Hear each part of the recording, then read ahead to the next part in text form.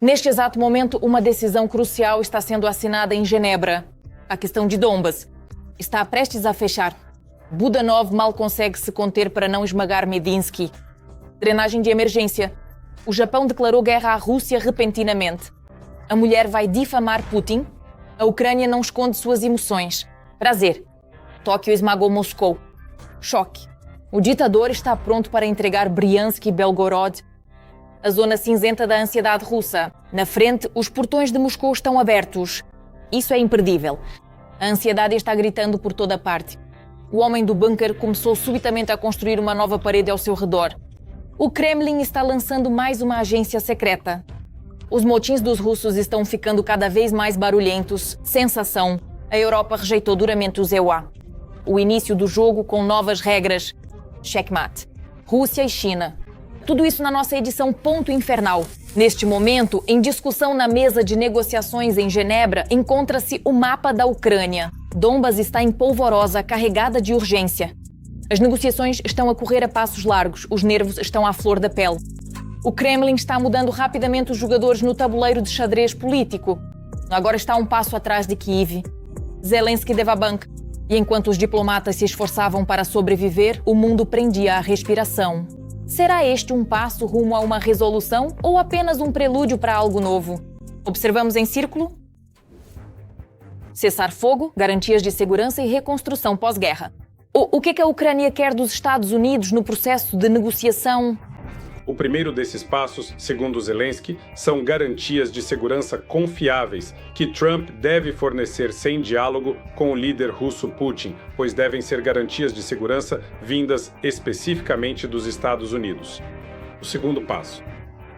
Zelensky considera necessária a alocação de fundos para a reconstrução da Ucrânia após o fim da guerra russo-ucraniana. E o terceiro passo é o cessar-fogo na frente russo-ucraniana. Trump, na opinião de Zelensky, deve pressionar Putin para que ele concorde em cessar fogo e parar as hostilidades. Até agora, uma das principais questões que não apresentou progresso continua sendo a questão dos territórios. O mínimo que eles querem é Donbass, a região de Donetsk, mas em 100%. Para poder vender isso como uma vitória para a própria sociedade. Talvez, nem mesmo para a sociedade, porque às vezes pensamos que se trata da sociedade, mas pode ser para si mesmo. É uma vitória para ele mesmo. Não tenho certeza se ele pensa em como vender algo para a sociedade, porque ele pode fazer isso a qualquer momento. Ele tem feito isso nos últimos 30 anos. É exatamente por esse motivo fundamental que nós não podemos simplesmente retirar todas as nossas tropas do nosso próprio território, nem sequer cogitar trocar o nosso território um pedaço por outro qualquer. Isso é algo que soa como algo completamente insano e inaceitável. E é por isso que não se trata apenas de território. Na verdade, a questão do território também será fundamental nas negociações em Genebra. Além disso, durante o encontro com o secretário de Estado do Zemário, Marco Rubio, Zelensky também falou sobre o fato de que em Genebra serão discutidos os ataques da Rússia ao setor energético ucraniano, aos quais a Ucrânia, aliás, não deixa sem resposta. Não há muitos.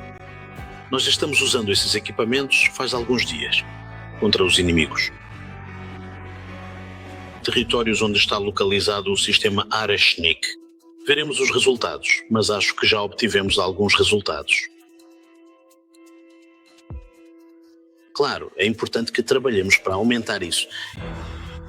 O fato de que o tema do território em Genebra será um dos principais também é confirmado pelo Kremlin. Eles também anunciam mudanças na composição da delegação. A próxima rodada de negociações sobre a resolução ucraniana também acontecerá no formato trilateral russo-americano-ucraniano. Nos dias 17 e 18 de fevereiro, em Genebra. Desta vez, a delegação russa será liderada pelo assessor do presidente da Rússia, Medinsky. Na verdade, é pelo fato de que em Genebra serão discutidos territórios que se explica também o seguinte. Desta vez, a delegação russa será chefiada pelo assessor de Putin, Vladimir Medinsky, conhecido em particular por criar a pseudo-história russa e por disseminar narrativas propagandísticas. Novamente, ainda assim, se falarmos sobre as mudanças de pessoal que ocorreram antes da rodada de negociações em Genebra, já não é mais Abu Dhabi. Então, lá apareceu o cargo de chefe do GUR, que, pelo que entendo, permaneceu na delegação russa. O Sr. Medinsky, já bem conhecido por nós do processo de negociações em Istambul, um processo absolutamente sem saída e sem perspectivas do ponto de vista político, onde além da pauta humanitária sobre a troca de prisioneiros, no geral, não se conseguiu alcançar mais nada. Na equipe de negociação russa também estará o defensor de uma linha dura em relação à Ucrânia, o vice-ministro das Relações Exteriores da Rússia, Mikhail Galuzin. E mais uma pessoa muito interessante foi adicionada a esse grupo de negociação, é o Sr. Galuzin. Este é o vice-ministro das Relações Exteriores da Federação Russa, que já antes desta rodada de negociações em Genebra fez uma declaração curiosa sobre o fato de que a Rússia quer conversar com a Europa e com os Estados Unidos sobre a implementação na Ucrânia do que eles consideram correto, uma administração externa. Ou seja, exatamente aquilo de que Putin vem falando há muito, muito tempo. E essas mudanças na equipe de negociação russa são mais um indício de que o Kremlin está simulando negociações.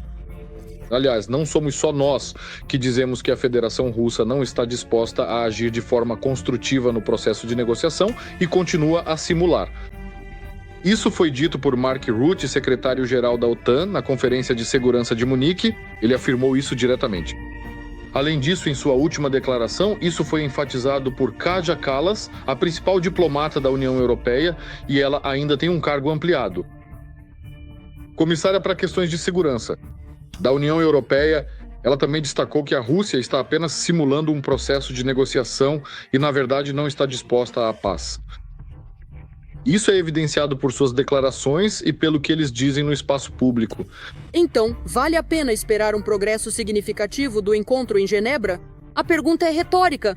Apesar de o processo de negociação já não parecer o mesmo de alguns anos atrás, o Kremlin mantém sua posição nas questões-chave e busca o controle total sobre a Ucrânia. A batalha pela vida continua. Ajuda para o gravemente ferido. Herói, os médicos já fizeram o impossível, mas pela frente não está apenas a recuperação, e sim uma série de operações complexas. Todos os detalhes sobre como ajudar nosso defensor estão na descrição abaixo do vídeo. Urgente, isso é realmente uma explosão. O Japão entrou com tudo na guerra contra a Rússia? Vingança sangrenta pela Ucrânia. Finalmente, Tóquio está deixando Putin em apuros. O momento X chegou. O Kremlin será forçado a devolver as Ilhas Kurilas. O chão sob o regime russo está balançando. A mulher cujo nome é pronunciado por milhares pode fazer algo chocante. Kiev e Tóquio agora caminham lado a lado. Será que chegou a hora de Moscou escrever cartas de despedida para seus planos? Mais sobre isso a seguir. Hoje, o Japão é um dos principais parceiros da Ucrânia.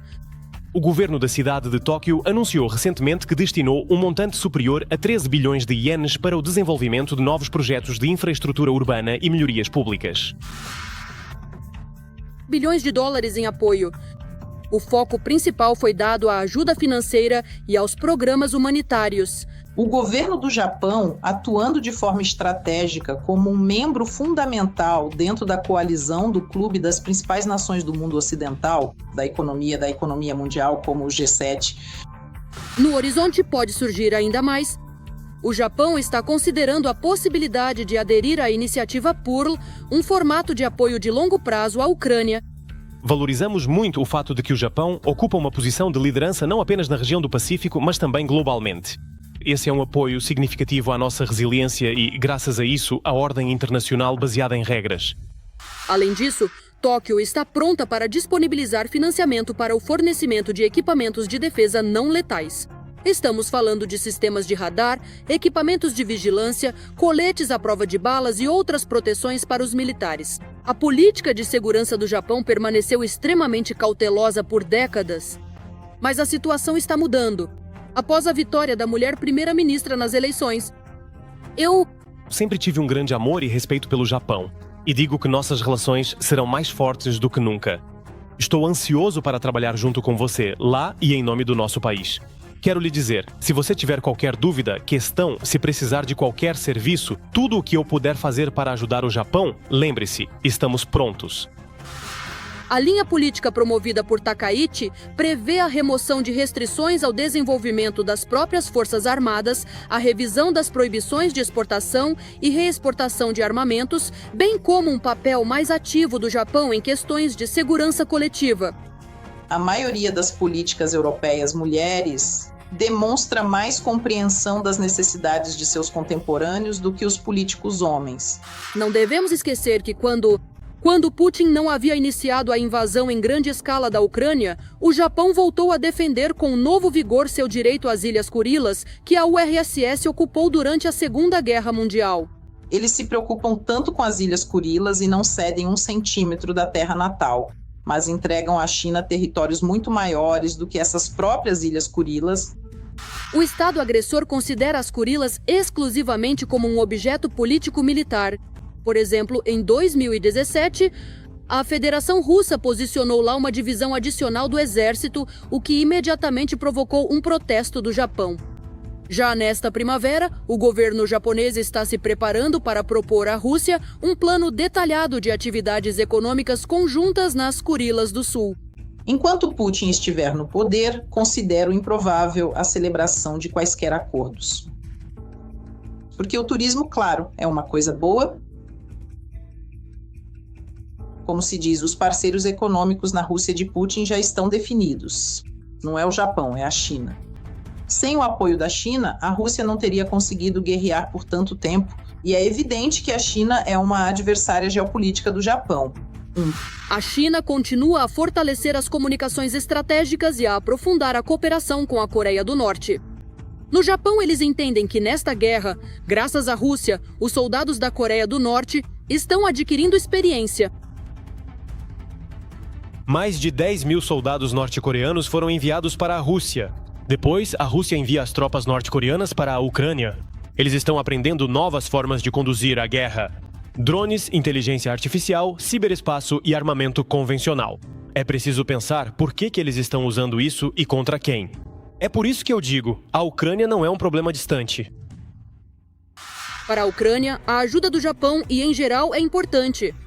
A ampliação do grupo de países dispostos a participar no fortalecimento de sua capacidade de defesa. Se a estratégia de Takaichi for implementada, poderá surgir uma cooperação militar real na Ucrânia.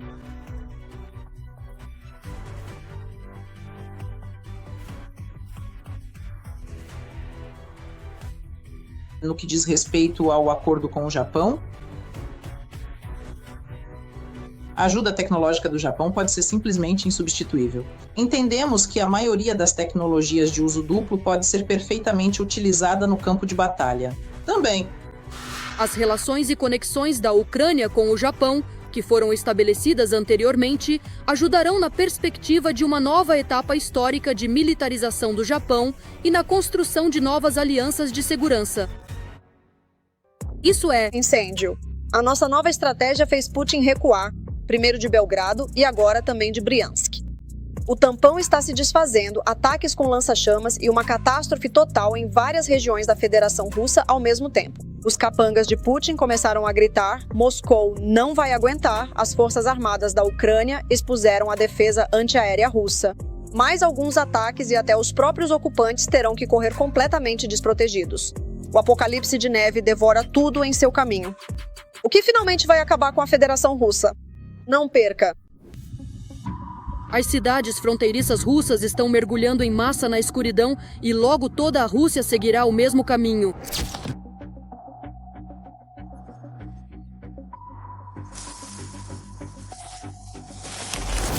A região de Belgorod foi uma das primeiras a sentir os apagões. Belgorod vive agora em constantes apagões. Novos ataques só pioram a situação já difícil. A noite de 16 de fevereiro não foi exceção.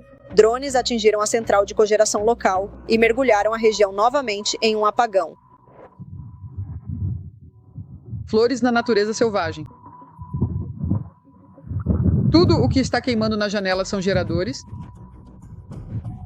A profunda e sentida ausência, que tanto dói.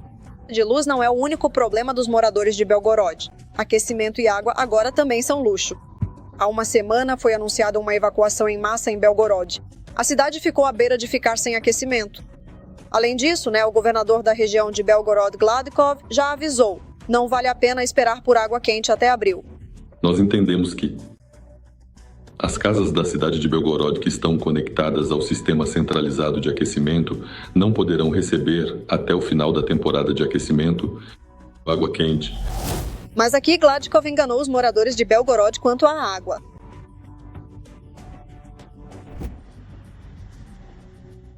Na verdade, lá fora. Está ficando cada vez mais frio. Logo vai ser preciso escolher um cachorro para aquecer a casa. Na noite de 16 de fevereiro, Bryansk também seguiu o exemplo de Belgorod. As autoridades locais declararam que abateram mais de 170 drones sobre a região de Bryansk. Parece que as próprias instalações de energia estavam envolvidas na derrubada. Depois de algumas piscadas, a luz acabou na cidade e com ela o aquecimento.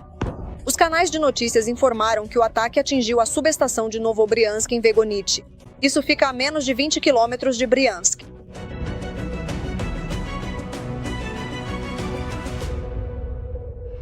Por esse tipo de agitação, os russos deveriam agradecer a Putin. E nem se trata de vingança dos ucranianos, mas simplesmente agradecer por ele ter iniciado a guerra. Quero deixar claro desde já, não há nenhum acaso aqui. Isto é um trabalho de combate direcionado, trabalho sistemático das forças de defesa da Ucrânia, para que o complexo militar industrial russo, antes de tudo, não possa funcionar plenamente para a guerra, não possa produzir plenamente aquelas armas de morte que depois destroem nossas cidades, nossos vilarejos e, o mais importante, matam nossos cidadãos.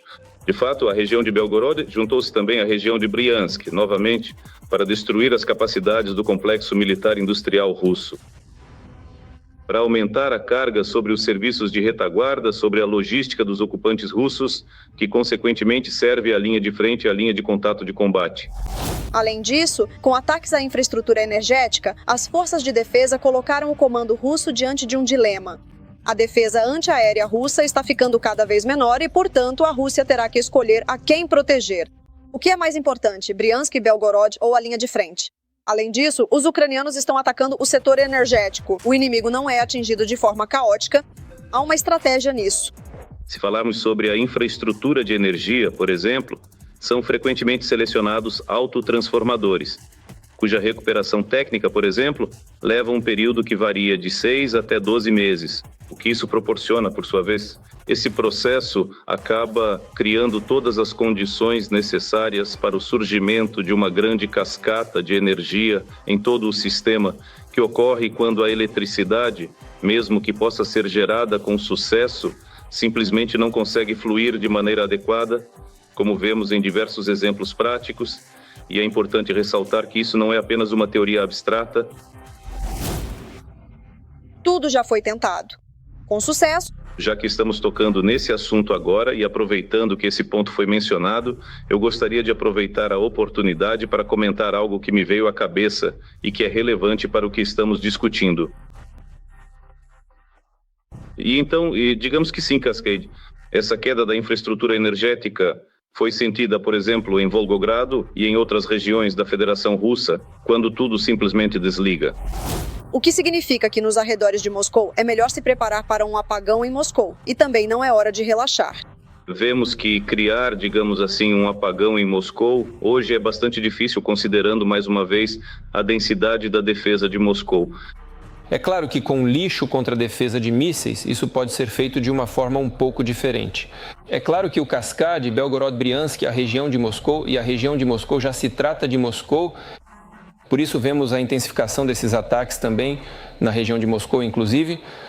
Ataques às usinas termoelétricas, ataques aos transformadores, que são bastante difíceis de restaurar. Além disso, o frio está chegando à capital do país terrorista. E em Moscou, mesmo sem ataques e apagões, as ruas e pontes já se transformaram em uma pista de obstáculos.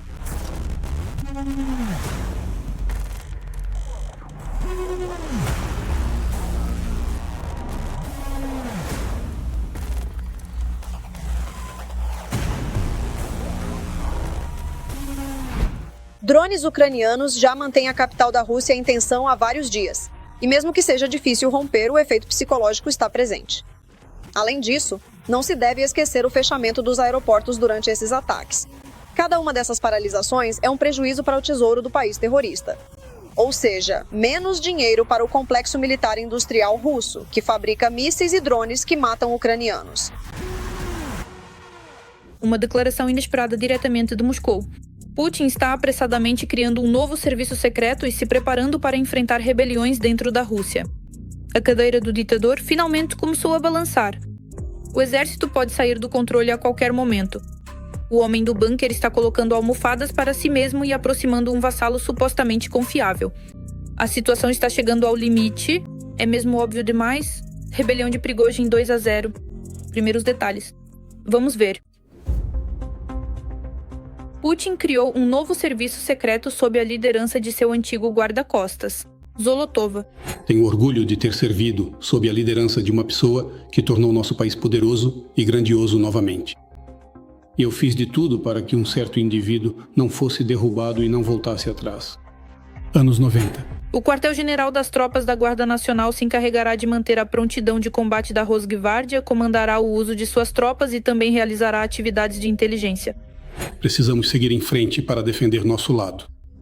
Eu disse tudo. Obrigado.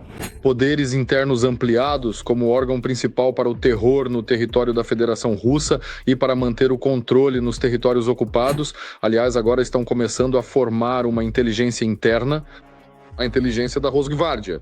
Poderia se perguntar, por que as tropas internas precisam de sua própria inteligência? Ou seja, algo completamente definitivo está sendo formado.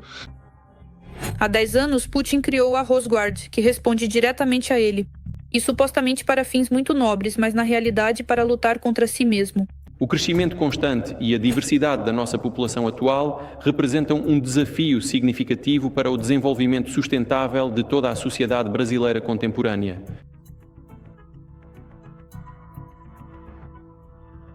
Combate ao crime organizado. Trata-se, na verdade, de um exército paralelo, que atualmente já conta com um efetivo de cerca de 400 mil pessoas em suas fileiras. Já foram transferidas para lá diversas unidades de tanques de guerra pesados e equipamentos de suporte.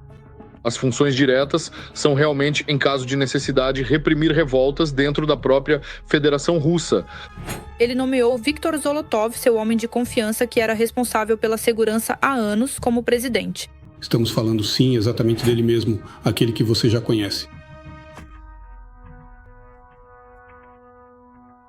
O atual presidente da Federação Russa, Vladimir Putin, que exerce um papel central na política global e lidera o seu país há diversas décadas.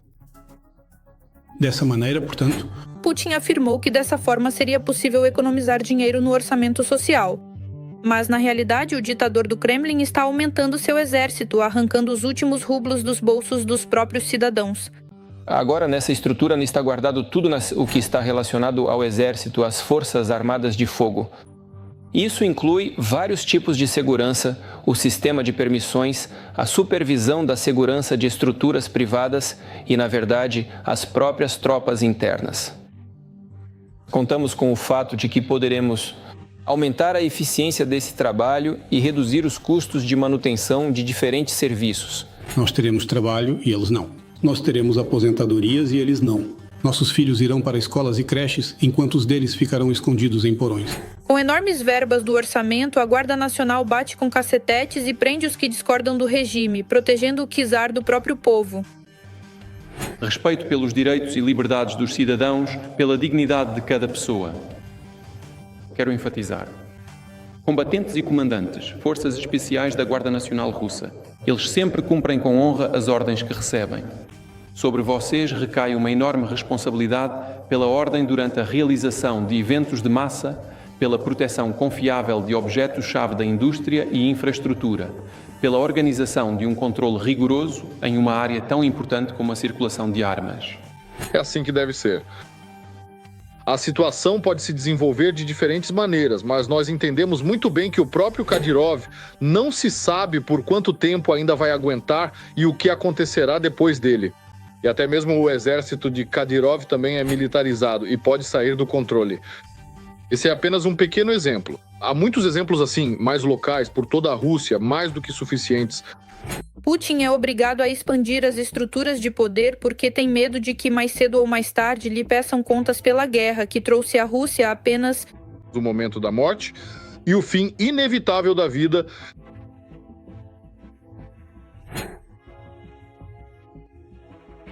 E destruição.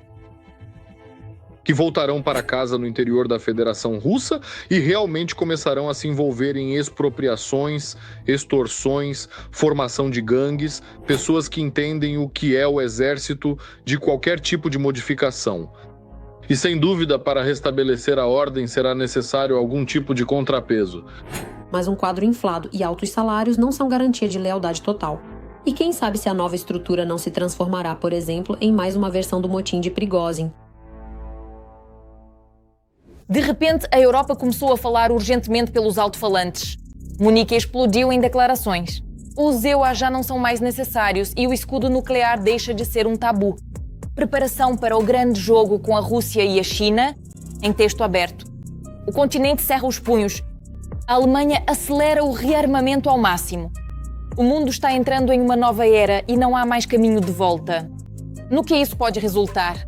Falaremos sobre isso a seguir. A Europa independente, a UE, está preparando um plano B devido à falta de confiabilidade dos EUA. Na verdade, essas mudanças começaram justamente desde a Conferência de Munique anterior. A União Europeia, pela primeira vez desde a Guerra Fria, está discutindo seriamente a criação de sua própria capacidade de dissuasão nuclear.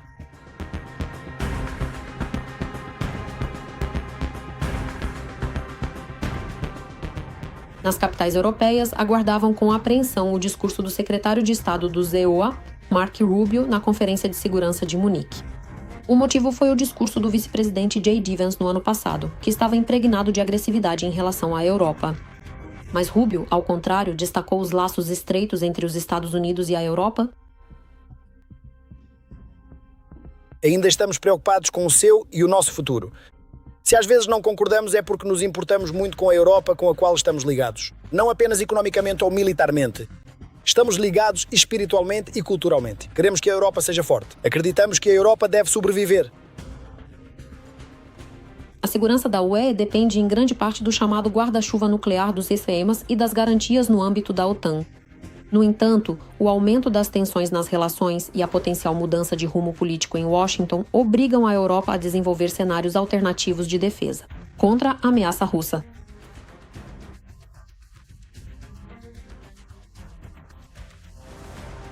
Os Estados Unidos não respondem de forma concreta se vão ajudar de alguma forma ou não.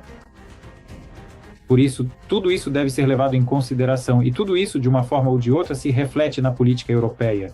Além disso, a situação com a Ucrânia, que na época renunciou às armas nucleares em troca de uma garantia de segurança que supostamente lhe foi dada pelos Estados Unidos, que depois, como ficou claro posteriormente, na verdade não eram garantias. Tudo isso mostrou que, em princípio, as Forças Armadas talvez sejam a única garantia de segurança no mundo moderno. Atualmente, entre os países europeus, apenas o Reino Unido e a França possuem armas nucleares. São 400 ogivas nucleares. O Reino Unido depende do fornecimento dos EUA para seu arsenal, enquanto a França pode produzir suas próprias ogivas.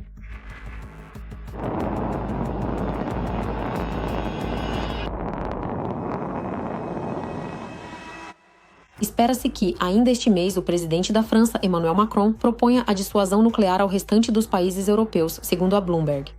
Vale ressaltar que o presidente da Polônia, Nawrocki, defendeu a adesão do país ao projeto nuclear, mas levando em consideração as normas internacionais. Sou um grande defensor da adesão da Polónia ao projeto nuclear. O que quero dizer é que o caminho para a criação de um potencial nuclear polonês em plena conformidade com todas as normas internacionais é a direção que devemos seguir. O chefe do Ministério da Defesa alemão também afirmou que a Europa deve garantir sua própria segurança durante a Conferência de Munique. Pistorius. A Europa deve assumir grande responsabilidade pela sua própria segurança.